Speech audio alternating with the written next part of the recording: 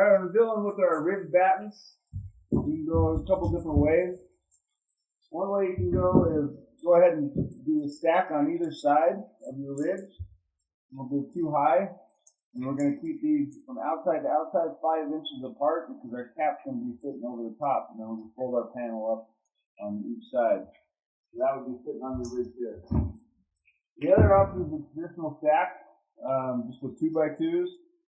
So 1, 2, maybe 3, depending on pitch. It's always going to change depending on pitch and construction of the project, but I can just do a traditional stack where I put 1 2x2 down, fasten to the rafters, put the next one on top, fasten to that one, and if I need a third, add accordingly. And then what we're showing here is the third option is going to be our ridge riser brackets. You can see just fastening 1 2x2 into the ridge riser brackets and then fasten down into the deck.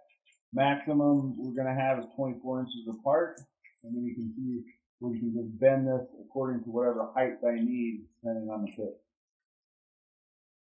Now, when you get to the top of your short courses, depending on how big the short course is, you might have to add a batten to support that panel. As you can see here, we got a support batten here to support that small short course that we'll have up the ridge.